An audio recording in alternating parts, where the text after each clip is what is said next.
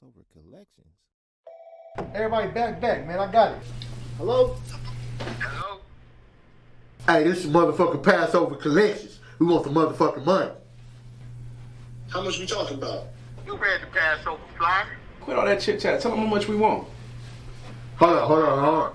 Hey, how much we want? With 2 bills. We want $2. Wait a minute. Hold on. Hey, we doing all this over 8 funky quarters? Man, $200. Come on, use your head. Oh, we want $200. All crispy tens. This nigga. You want the $200? Yeah, man, I want $200. Why am I repeating myself? Man, take me off the speakerphone, man. You making me nervous. Hey, Wait, hey, hold on. you got a block on that phone? Nah, why don't you block my phone for? Hang on. Hey, we gonna call you right back. Damn, man, they hung up. So what we gonna do? Man, we good, man. The generals cover brothers every year. I ain't tripping on that. You think they got my number on there? I don't know. Let's call them back blocked though. That's all. All right.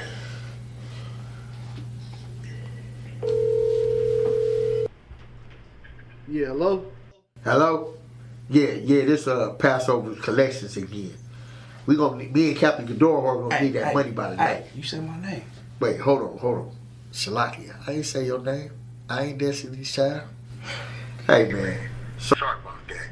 Anyways, me and Cap need that money by the night. This nigga. And if you ain't got that money by the night, it ain't gonna be no North Carolina, and it ain't gonna be no Passover. Shalom. Hey, Shalom, Israel, man. You know what it is, man. Listen, the Lord's 55th annual Passover. Durham, North Carolina, man. $200 per person, man. You understand? Get your bread in right now. Not now, not yesterday, but right now. You hear me? Shalom.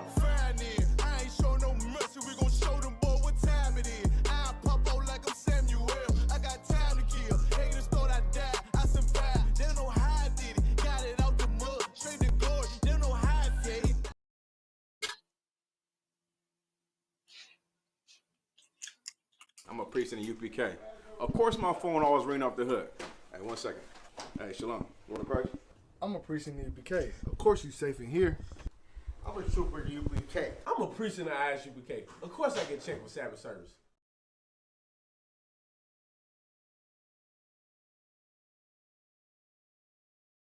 I'm a priest in the UPK. Of course my phone always ring off the hook. Hey, 1 second. Hey, Shalom. Lord of Christ? I'm a priest in the UPK. Of course you safe in here. I'm a trooper in UPK. I'm a priest in the Isupk. Of course I get checked with Sabbath service. Hey, Elijah, man, what the fuck wrong with you, man? Didn't I tell you to do that shit? I'm a priest in the UPK. Of course I got multiple wives. Hello? Yeah, take that Facebook post down. Take that shit down. I'm a trooper in the UPK. I'm a priest in the UPK. Of course I don't have conversations with my brother's wives over 10 seconds. Hey, Shalom, sis. I'm a trooper in the UPK. Hey, I'm a priest in the UPK. Of course I stay icy.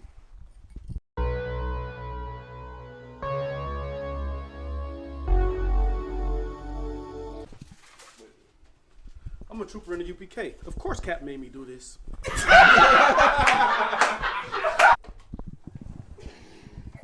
I'm a trooper in the UPK, of course. Everyone still. Hey, Shalom, sis.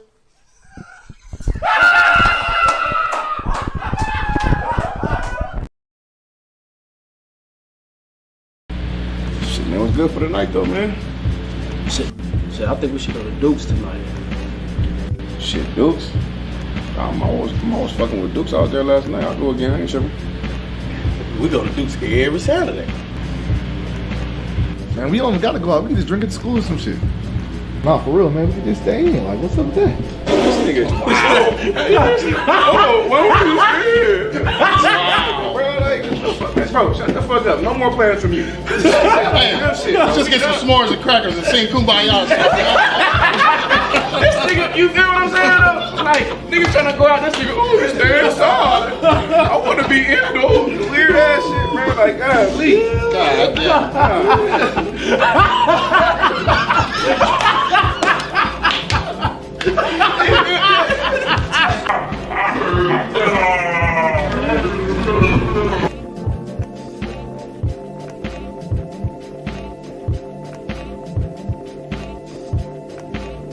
Man, tell you about this weird shit Captain and he did, man. All the niggas over there out there You talking about laughing. something that just happened right now? Yeah, all them brothers out there laughing. All right, well, and shit. hold on. Are you offended? Yeah, I'm offended, man. Okay, so if you offended, hold on. If you offended by what somebody did or said to you, what should you do? Should you go to a brother and talk about your offense? Or should you go to the brother that offended Nah, you? but I feel like I can't No. really talk to Hear him, me though. What Christ said? Go to him and him alone. All right then. So what you about to do? I'm gonna go talk to him about it. Most High Christ. Y'all, you got any better ideas? Hey, the life was part of that.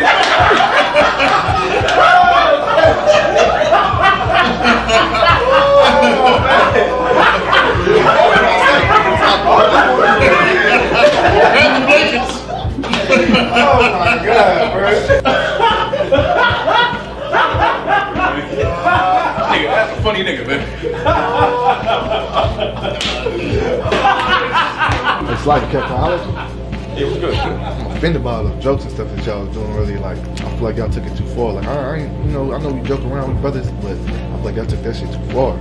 Yeah, man. Hey, Shalaki, man. I that's my fuck up. I apologize for that. I ain't mean to be, joking and laughing and shit at you. You know you my bro. I'm sorry. You accept my apology? Yeah, kind of, sir. Shalaki, let me get you a drink or something. We solid? We good? More time crack. The water. Hey, Shalom, Lord of Christ, man. We just showed you a scenario on how you should handle a situation when someone offends you, man. Listen, man, you get offended in the school, always take the proper protocol. Go to him and him alone, man. That's how you keep brotherhood strong, and that's how you keep demons away, and that's how you keep everyone together. You understand? Shalom. One take Jake right here.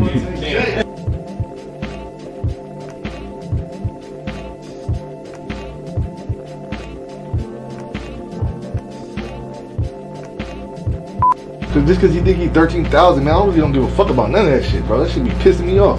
I'm finna tell that nigga everything you just said. Rolling.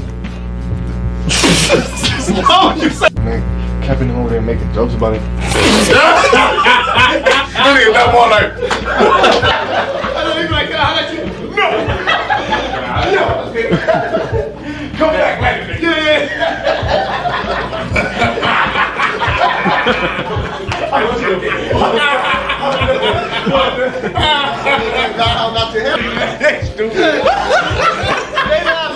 Everybody here, so you got the perfect people.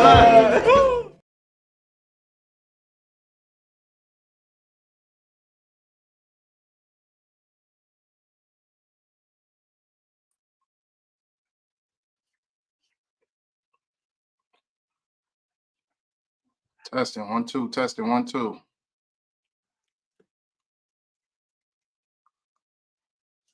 Testing 1 2. Testing 1 2. Okay. Phone still low.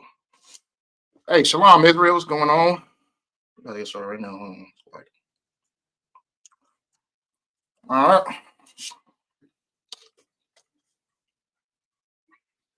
All right. Shalom. Yahweh Shem Yahweh Barakatham to the brothers. Yahweh Shamar Thumb by Shem Yahweh to the sisters. A lot for y'all tuning in to Tuesday night brotherhood class.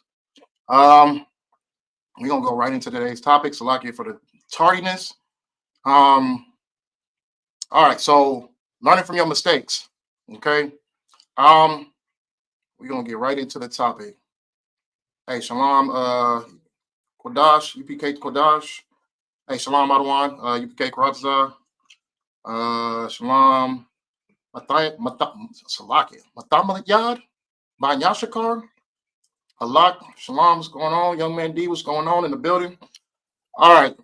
So learning from your mistakes. I just want to get right into it, jump right into this topic. A lot of people are misinformed, thinking that as soon as we, get in all black and hop up in this truth that, it's a possibility of not making mistakes or making a mistake. You know what I'm saying? That's not true at all. It's not biblically true at all. Like, you know what I'm saying? The thing is, you're going to make mistakes, but how you react from making your mistakes is going to depend on what type of soldier you are. You know what I'm saying? You know what I mean? It's not about the mistakes that you make. It's about you fighting your demons, fighting your battles, and learning from everything that you go through. You know what I'm saying? Learn from your mistakes. You know what I'm saying? Don't sit there and pout and make it seem as if you're incapable of fixing the mistakes that you've made. You know what I'm saying? Because as long as you got a breath of life, you're able to fix your mistakes. All right. So don't think it's strange that you make a mistake, even though you've probably taken on your role of getting in this truth and, you know what I'm saying, getting in all black and getting your Hebrew name and, you know what I mean, becoming a soldier in the UPK. You know what I'm saying? Don't think it's strange to make a mistake. You know what I mean? Mistakes will be made, but how you move after your mistake is going to determine what type of person you are. You know what I mean? Most people just stack their mistakes up like a stack of pancakes. You know what I'm saying? But at the end of the day, you know what I mean? You're supposed to fight and be the type of person that makes a mistake and moves forward from it. You know what I mean? Changes the wrongdoings that they done. You know what I mean? And become the person where they don't make those mistakes again. You know what I'm saying? But just going off of biblically in general, you know what I mean? We're gonna go through a series of records in the Bible of brothers and sisters, actually, brothers and sisters who made mistakes, and some were able to move forward from the mistakes, and some just were so caught up in their mistakes that they weren't able to move from them. You know what I mean? And that's where you don't want to be at. You don't want to be one of those people who consistently continues to keep making mistakes over mistakes over mistakes to the point where it's just like the Lord has no more mercy on you. You know what I'm saying? And you can no longer move forward from the mistakes that you made. You know what I mean? You wanna definitely analyze yourself with wisdom and know when you're doing something in the wrong path and knowing when to move forward from doing that wrong thing. You know what I mean? Knowing when it's time to stop, knowing when it just you know what I mean? The Lord said if that right hand offended, cut it off. You know what I'm saying? Just cut it off. Just starve the hell out of whatever that situation is. You know what I mean? To the point where it's like it's you knowing your wrongdoings and never turning back to them again. You know what I mean? Do that. Okay. So we're gonna get into a couple of brothers and sisters in the biblically made mistakes. You know what I mean? That's one thing that we can honestly say that is an excellent thing when it comes to our records, because it shows and improves that people were not always on the right track, and it goes to the reaction and how they've managed to move themselves from the wrongdoings that they done, or how they managed to put themselves in even hotter water. You know what I'm saying? But our records show the things that we should do and what we shouldn't be doing. And it shows examples of the people who've made mistakes. You know what I mean? Some of our greatest pioneers, you know what I mean, made mistakes. We're gonna get into it in a second. But at the end of the day, you know what I mean, it's not just about the mistakes you made, it's about how do you move forward from it. You know what I'm saying? So don't think it's strange to make a mistake, you know what I mean? But don't be a person who's consistently always doing the wrong thing. You know what I mean? So let's get into, you know what I mean, well, let's go to Proverbs chapter 24 and verse 16.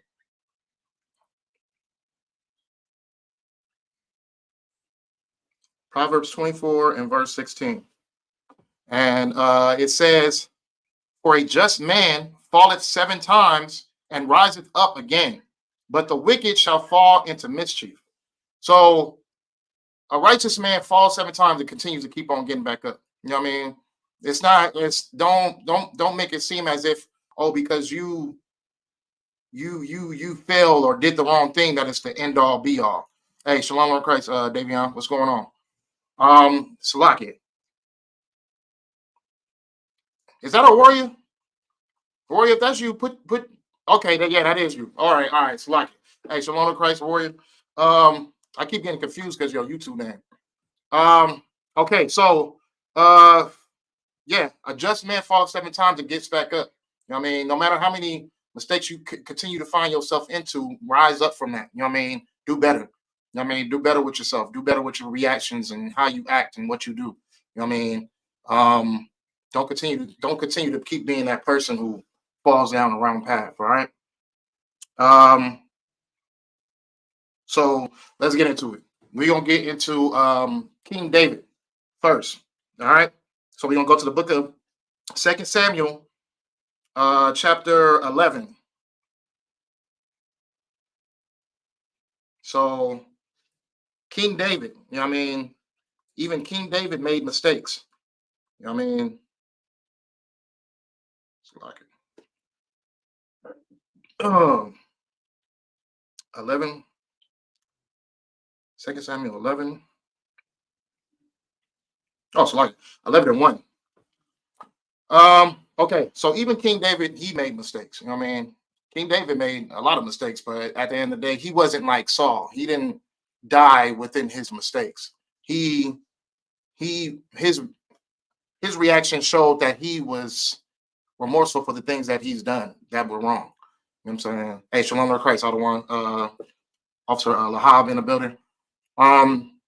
So King David made made plenty of mistakes, but we're going to get into one mistake that he made, which was sleeping with another man's wife. Okay, that's one mistake he made. We'll get into the actual law of why this is not. You know what I mean? This is not a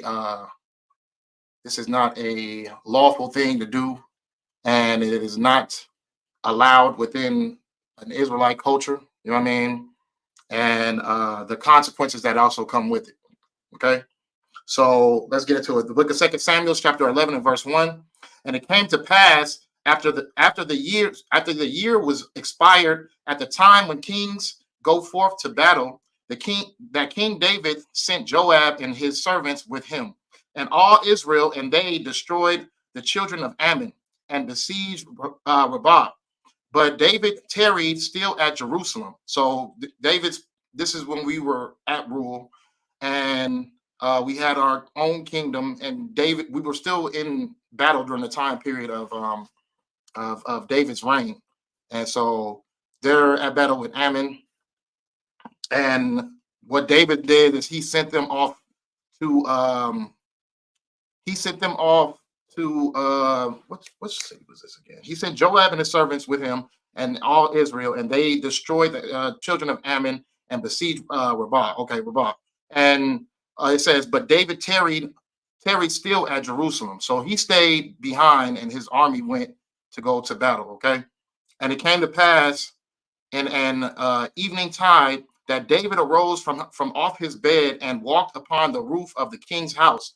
And from the roof he saw a woman washing herself, and the woman was very beautiful to look upon. And David sent and inquired after the woman. So this is where he's making his mistake already. First of all, when he seen that woman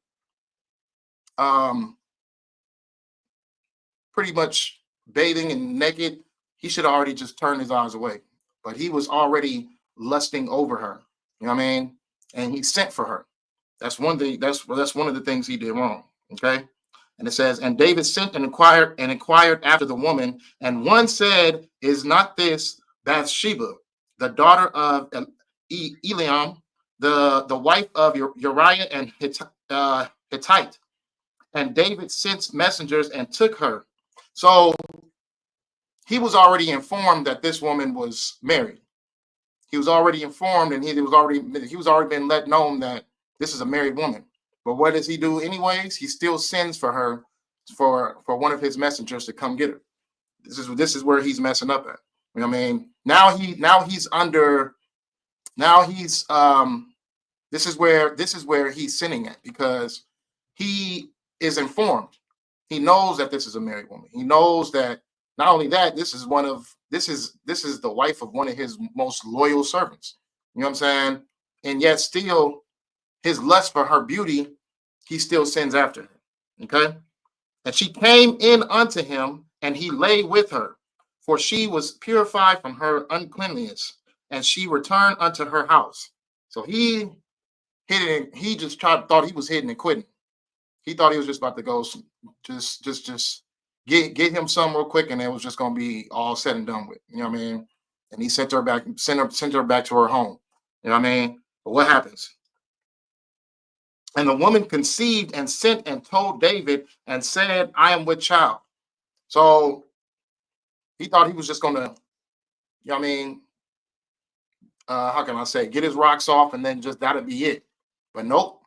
You know what I mean? The woman ended up being pregnant, and he couldn't walk away from the mistake that he made. He couldn't just ignore it or move forward from it. You know what I mean? So now he has to deal with the situation. What is he trying to do? You know what I mean? David does a very unrighteous thing and sends, attempts to send Uriah back home to his wife to sleep with her. That way that they can be in the mindset of that's his wife. Well, that's his baby instead of being David's baby. You know what I mean? So yeah, he knew she was married. That's where he messed up at and still pursued her. Not only did he pursue her, he laid with her. You know what I mean? Which law is that in the Bible? Let's go to Exodus chapter 20 and verse 13.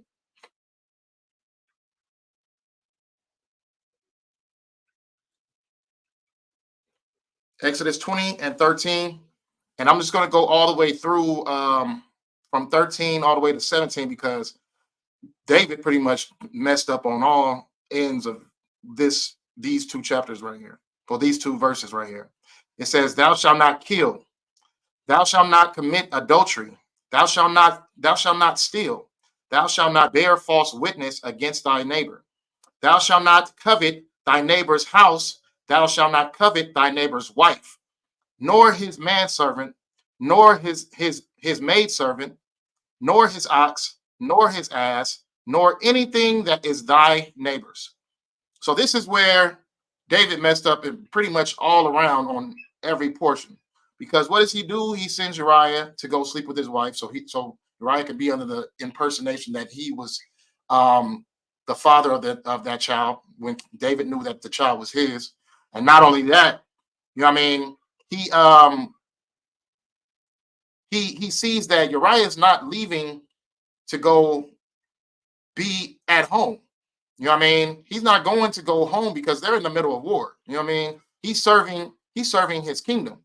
You know what I mean? So he refuses to go home with his wife, which a person had brought this up to me saying like, oh, doesn't that mean that Uriah did away with his wife because he didn't want to go home? No, that's not true. Uriah was very much still married to his wife. He was still wanting to be with his wife. He was just serving his nation. You know what I mean? He was serving his kingdom, serving his king. You know what I mean? He didn't want to go to his home and relax and, you know what I mean, be unclean and be relaxed and be with his wife. He wanted to be at battle with his brothers. He wanted to serve his kingdom. You know what I mean? It wasn't his time that he felt that of being in vacation. He didn't want to be in vacation. He wanted to be at war with his brothers. He wanted to stand with his brothers. So David's trying to send for him, and he sees that he's not going. So what does David do? He's just like, okay, well, if I can't manipulate him and thinking that the child is his, I just got to get rid of him. So he sends him to be, how can I say, frontline to one of the battles that he knew Uriah would eventually be killed in. So he sends him into that. You know what I mean? Uriah goes. He does the order of his king, and he loses his life. Now David comes in to marry his Uriah's wife, so it make it seem as if, oh yeah, well, I did a favor for a brother. But who's seen the mistake that David made, which is the Lord? Always understand that. You know what I mean? Don't think that your mistakes are being made and you just getting away with it. The Lord is watching you. You know what I mean? The Lord's eyes are burned 100 times more than the sun. You know what I'm saying? It's brighter 100 more times than the sun. You know what I mean? The Lord's seeing what's going on.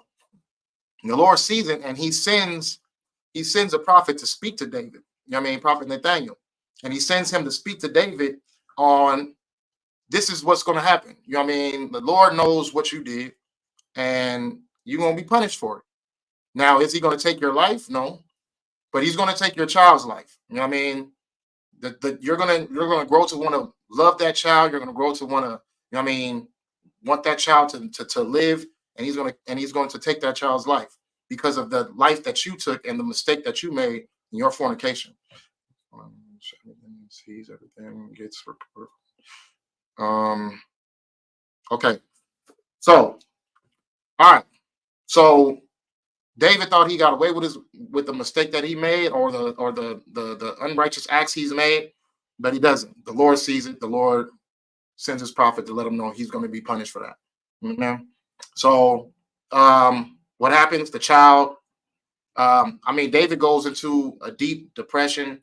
He's crying and praying to the Lord. He's begging the Lord to spare the child. Okay. He's begging him, begging him. But when the child is born, the child dies. But what does David do? Does David go and sleep with another man's wife? Does David go and send another brother off into war to be murdered purposely? What David did was gird up his loins. He washed his face, he put on his apparel, he put on his clothes, and he stepped up and he served the Lord. And he started serving the Lord in the right way. You know what I mean? He made a mistake. He had to pay for that mistake. Did he sit there and say, "Oh Lord, you killed my child. I can never serve you the right way again"? And whoop whoop whoop. Like, no. You know what I mean? He girded up his loins and he cleaned himself up and he went back into serving the Lord. He didn't sit back and dwell within his depression and dwell within the things that he lost and blame the Lord for it. He got back up on his two and he started to serve the Lord in the right way. You know what I mean? That's one thing about learning from your mistakes. You know what I mean? It's how you react from them. You don't turn around and continue to keep on making the same mistake over and over again, making it seem as if that, oh, because I made it the first time and got away with it, I'm gonna continue to keep doing it. No, you know what I mean? You clean yourself up and you turn away from the mistakes that you made and you turn your back on those mistakes and you serve the Lord in a righteous way. You know what I mean? So that's with David. And let's go to Deuteronomy 22 and verse 22 real quick.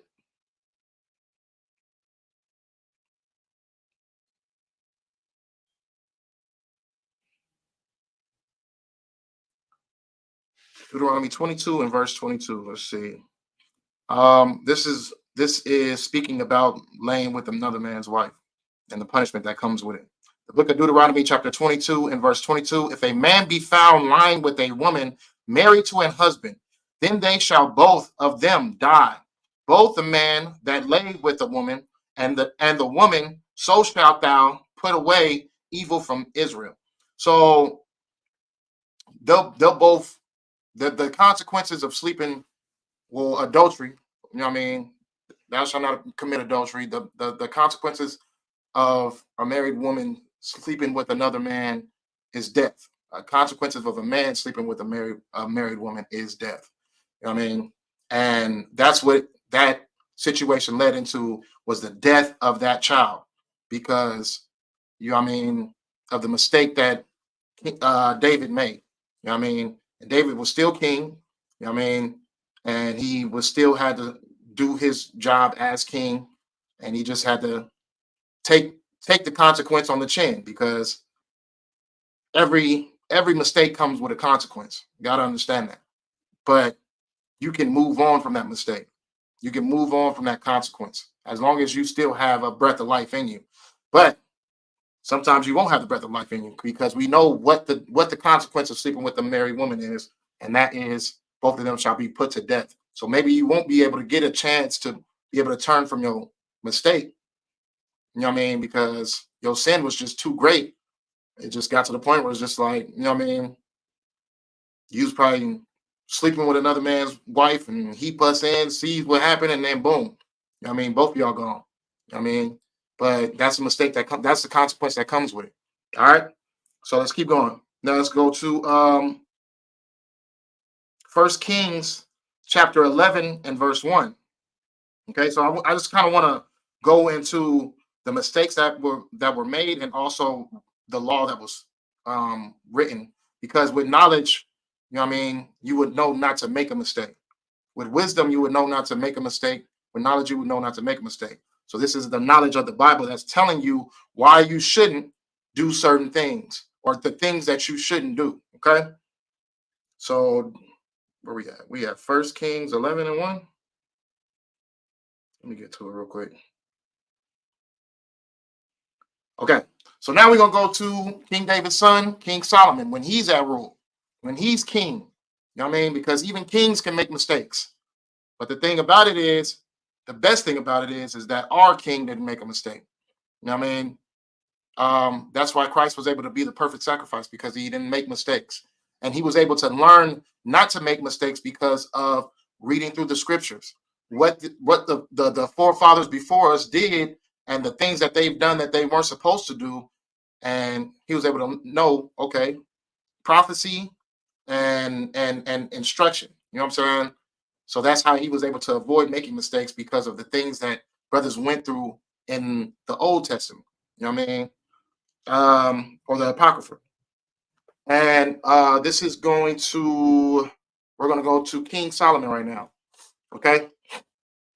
First Kings chapter 11 and verse 1 says, "But King Solomon loved many strange women, together with the daughter of Pharaoh, women of the Moabites, Ammonites, Edomites, Zidonians, and Hittites, of the nations concerning which the Lord said unto the children of Israel, Ye shall not go into them, neither shall they come in unto you.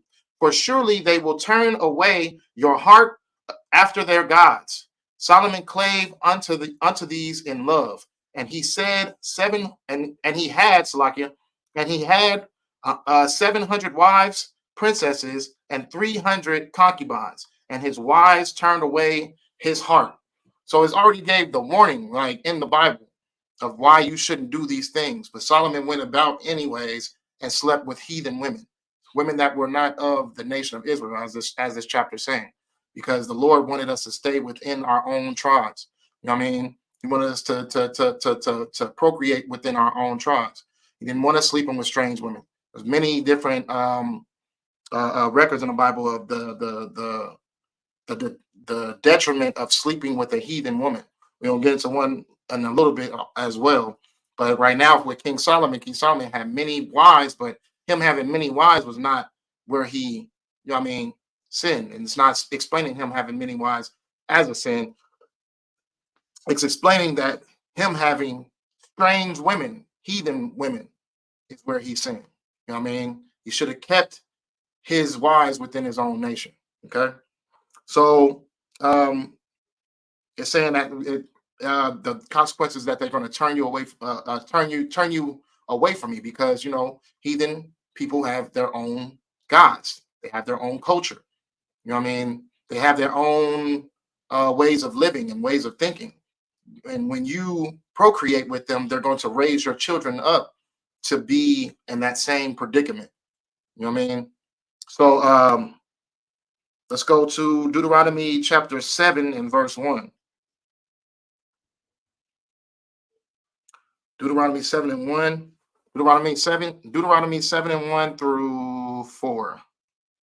And it says, "When the Lord thy God shall bring thee into the land whither thou goest to possess it, and hath cast out many nations before thee, the Hittites, and the Girgashites, and the Amorites, and the Canaanites, and the Perizzites, and the Hivites, and the Jebusites, 7 nations greater and mightier than thou." So this is going to the time period of Moses, and it's giving the warning not to sleep with the nations that they're going to pass through. Okay, it's saying don't marry them, don't be with them. It says 7 nations greater and mightier than thou, and verse 2, and when the Lord thy God shall deliver them before thee, thou shalt smite them and utterly destroy them. Thou shalt make no covenant with them. That means making no promises with them. Nor show mercy unto them.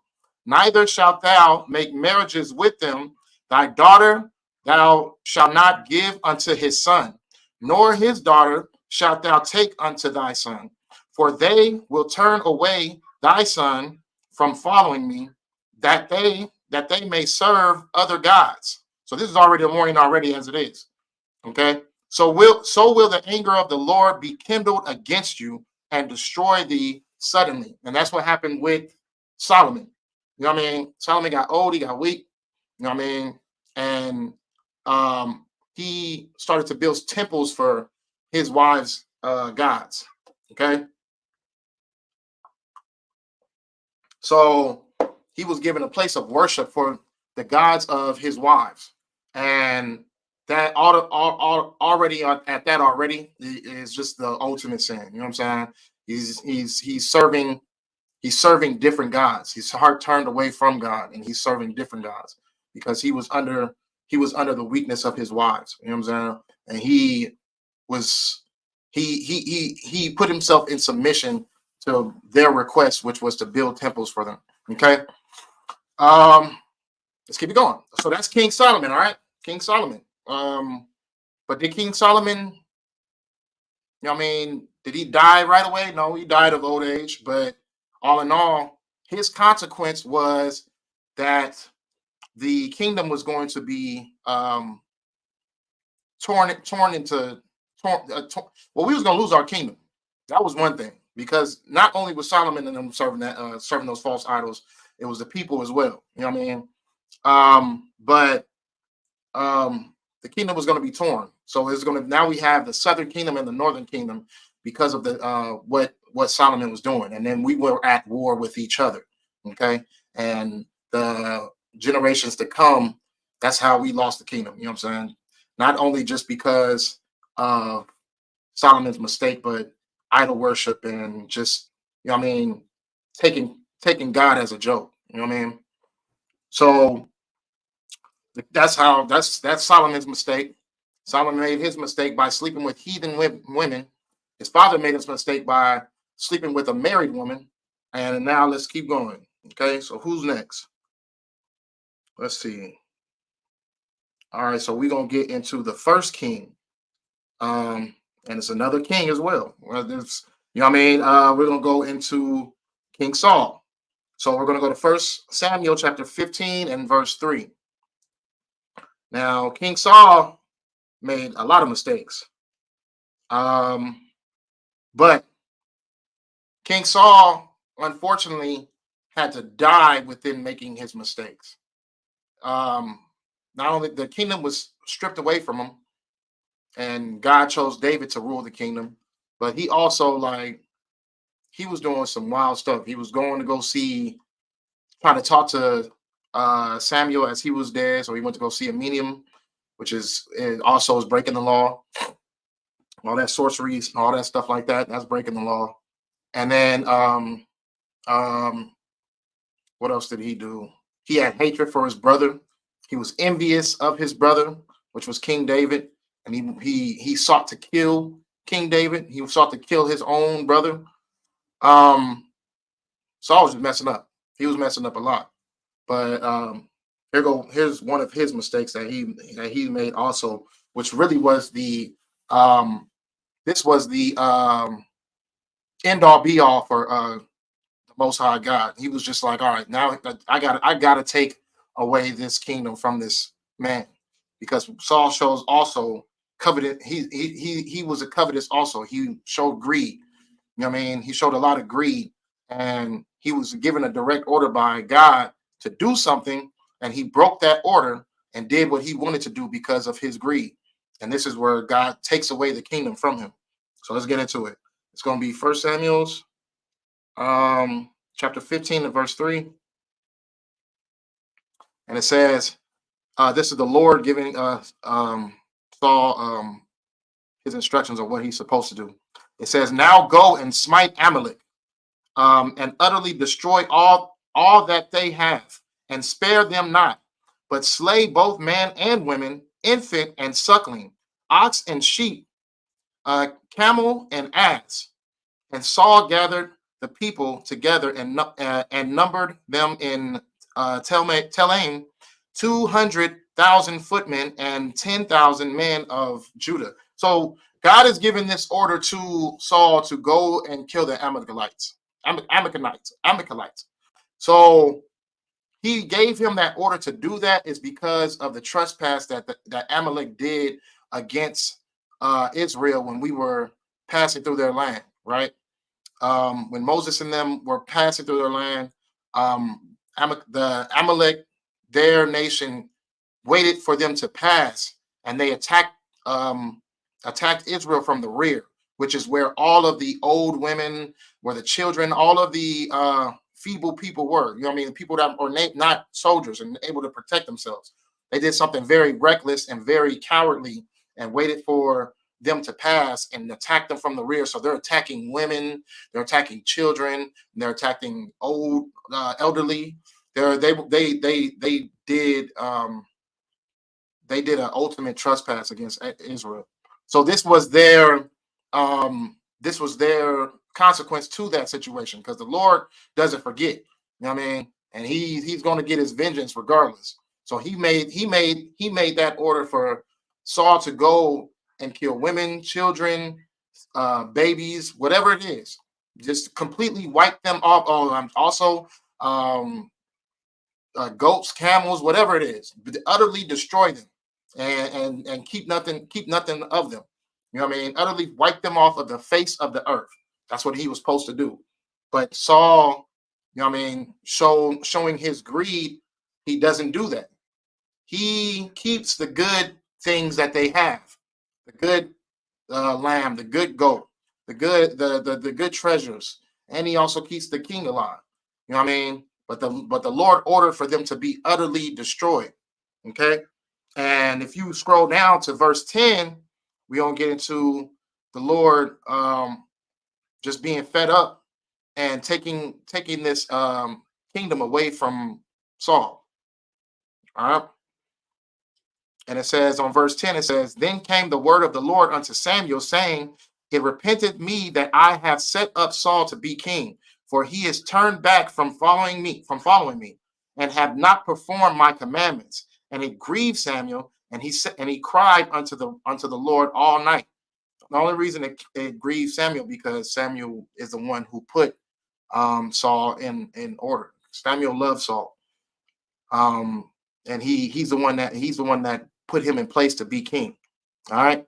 And when Samuel rose early to meet Saul in the morning, it was told Samuel, saying, Saul came to Carmel, and beheld, he set him up a place, and is gone about, and passed on, and gone down to Gilgal.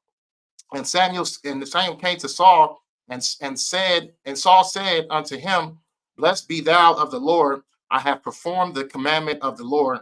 And Samuel said, What meaneth then this bleating of the sheep in mine ears, and the lowing of the oxen which I hear?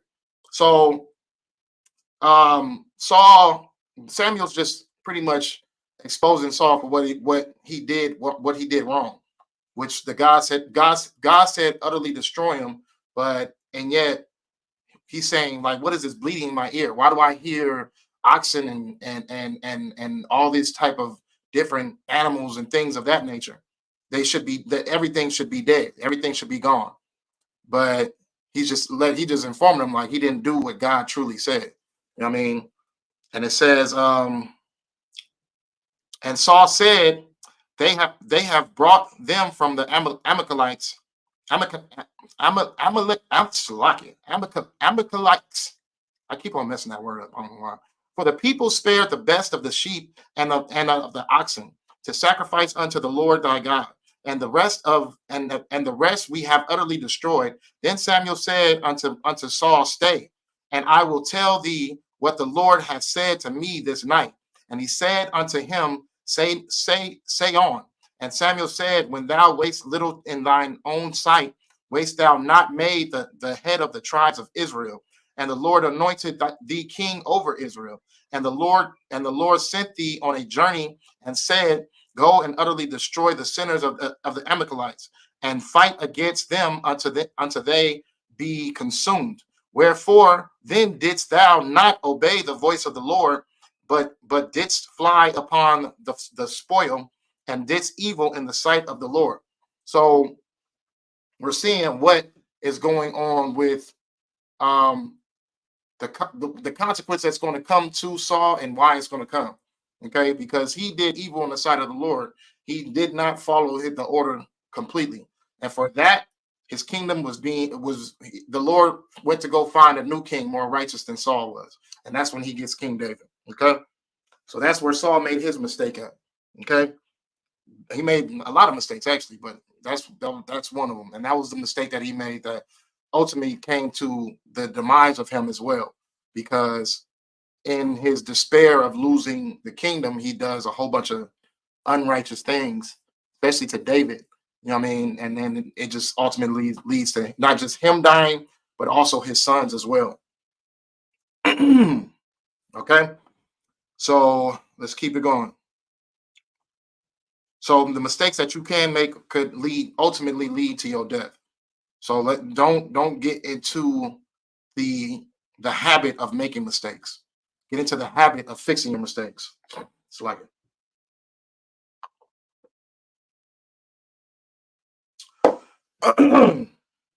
Okay. So let's go into Luke, because we already got into Exodus chapter 20, where it tells you not to be a covetous. But let's go to Luke 12 and 15.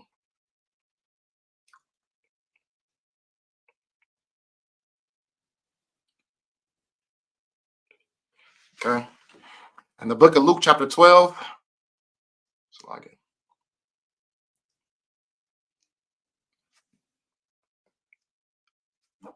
It's like it. The book of Luke chapter 12, verse 15, it says, and he said unto them, take heed and beware of covetousness, for a man's life consisteth not in the abundance of the things which he possesseth. So don't get too don't set your mindset up on the things that you have. You know what I mean, or the things that you can gain, because the Lord God is not the God of gain. You know what I mean? You don't want to spend your whole life doing wicked things in order to have possession. You know what I mean? You want to have possession in a righteous form. You know what I mean? You don't want to base your character on the things that you have, and you don't want to covet, which is, you know what I mean? You don't want to want something that somebody else has, and you don't want to be greedy as well. I mean, you want to be a giving person. You want to be a person who is capable of helping the people who are in need of help.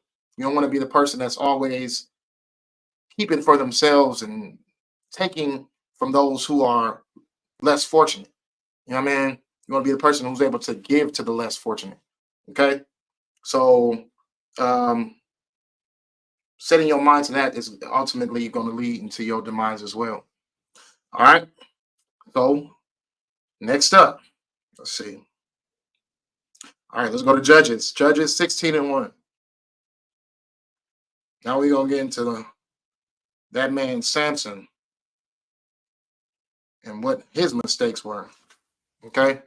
And it says, then the book of Judges chapter 16 and verse 1, then went Samson to Gaza and saw there an harlot, and went in unto her. And it was told to Gazites, saying, Samson is come hither, and they compassed him in, and laid wait for him all night in the gate of the city, and were quiet all night, all the night, saying, in the morning, when it is day, we shall kill him. So Samson, where is Samson's fault at in what he's doing? What did Samson do that was a big mistake? I'll give you like 10 more seconds. Nobody answers, I'll just get an answer.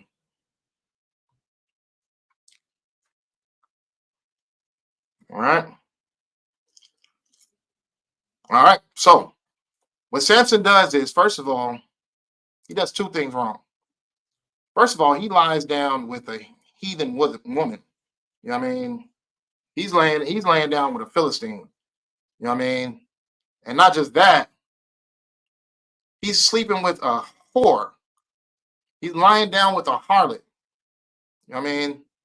Samson was a sucker for whores. He's laid down with a harlot, a woman who's actually like in the streets prostituting. I mean, a true prostitute. Okay. And not only does he sleep with her, he falls in love with her. So much so that, you know what I mean, he gives his weakness to her. He gives up one of the promises he made to the Lord, or one of the promises that was made to the Lord for his birth.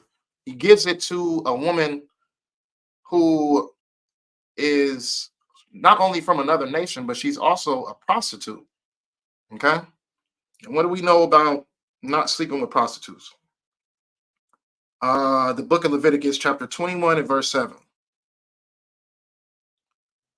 Leviticus 21 and 7. Okay. And it says, they shall not take a wife that is a whore or profane, neither shall they take a woman put away from her husband, for he is holy unto his God. Oh, you're not supposed to sleep with a whore. You know what I mean? That is the commandment by the Lord. You know what I'm saying?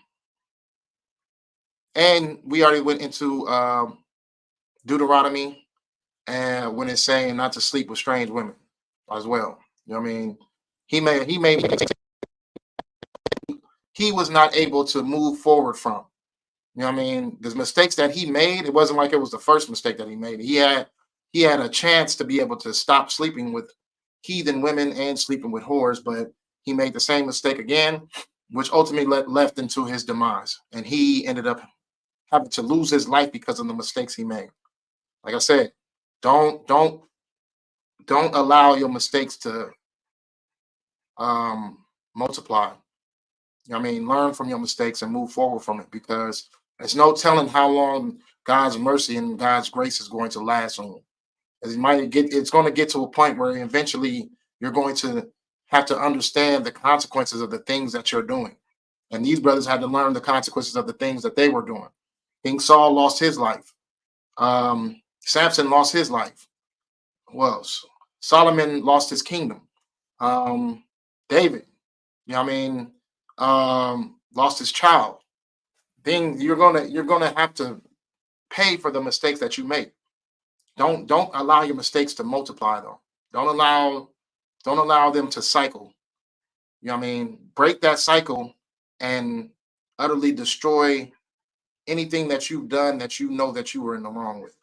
I mean, before it becomes a point where the Lord has no more mercy on you and you ultimately have to lose your life like Samson or Saul. Okay. So now we can get into let's see who we got next. Okay, so let's go to real quick Genesis 19 and verse 24. Now, Genesis 19 and 24 is all based on Lot's wife. Hey, Shalom Lord Christ. Shalom Lord Christ says. So Genesis 19 and 24 is all based on Lot's wife. If anybody knows the records of Lot's wife, she was turned into a pillar of salt. Okay. Why is that? Why was she turned to a pillar of salt? Well, let's read it first and then we'll get into the situation. First, this is Lot and his family were fleeing. They were fleeing from Sodom and Gomorrah. Okay. So the angels came to bring them out of those cities because it was time for those cities to be destroyed. Those cities were so wicked that they needed to be destroyed. And so Lot's wife Abraham had Lot's wife and them warned and escorted out of those cities so they can be in safety from the destruction that was soon to come. So when the angels get there, they go warn Lot about what's going on. The people try to assault the angels, and so Lot and them got told to pack their bags and get up out of there. Now, why did Lot's wife turn to a pillar of salt?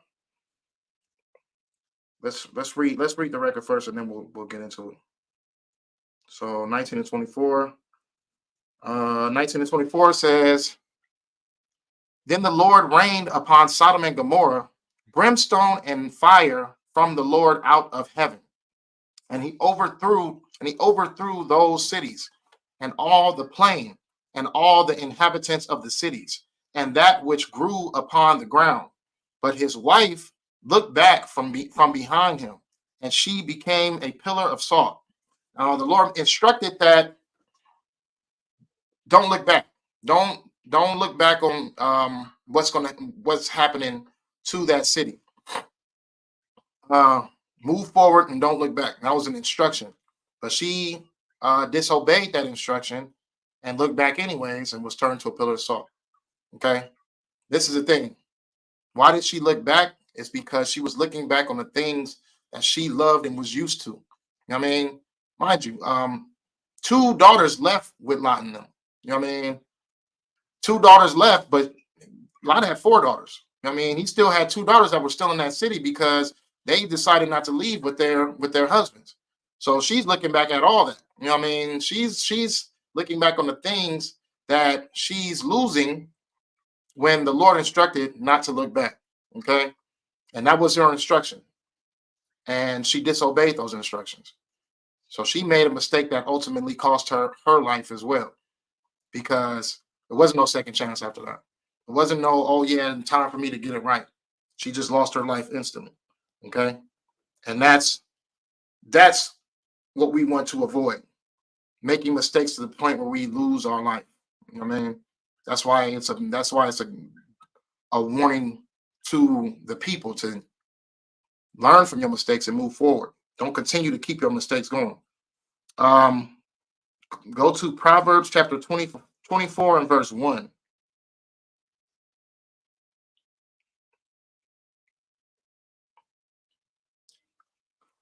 The book of Proverbs chapter 24 and verse 1 says, "Be not thou envious against evil men, neither desire to be with them."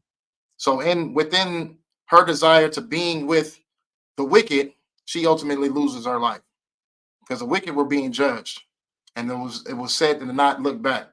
But because her desire to be amongst whoever's being judged in those cities were wicked. So she, looking back, had a desire to be amongst the wicked, and that's where she lost her life from. I mean, and who knows what those wicked could be, because you can be in the midst of the wicked and lose your life just from being amongst them. You can be hanging out with old pals from back in the day, and they got beef with this people and this people. Those people show up to execute them, and now you just being around them, you face execution just by being around them. You know what I mean? So don't have a desire to be amongst the wicked. You know what I mean? If you definitely want to put the wicked in a perspective of being righteous, of course, but don't have a desire to be what the wicked are. Don't have a desire to be where they are and what they are. You know what I mean? You don't want to be a person who's trying to live righteously but still trying to gangbang. You know what I mean?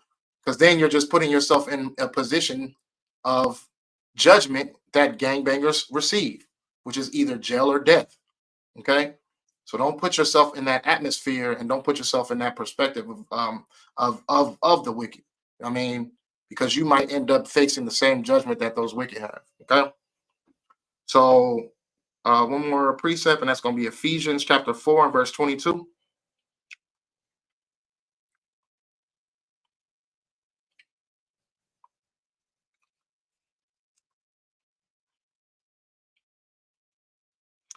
And the book of Ephesians chapter 4 and verse 22, it says that ye put off concerning the former conversations the old man, which is corrupt according to the deceitful lust, and be renewed in the spirit of your mind. Don't have that mindset that you continue to want to be that. That's how you can end up that's how you end up in your mistakes, by wanting to be what you're not supposed to be. By moving forward from the old person that you used to be, but still desiring certain things that you used to be as well. Don't have that desire. You know what I mean? Don't have that mindset of latching on to the things that you used to be. I mean, you want to live righteously, you want to do righteous things, then live righteously and do righteous things. Don't try to drag certain characteristics and aspects with you. Hey, shalom, shalom, Lord Christ. You know what I mean? Don't try to bring things with you. I mean, when you move forward in this truth, you want to leave all your old bags packed, leave them behind you. You know what I mean? Go get some new stuff in your righteous life. Okay? Don't dwell on the things that stayed in the world. Don't dwell on the people who stayed in the world.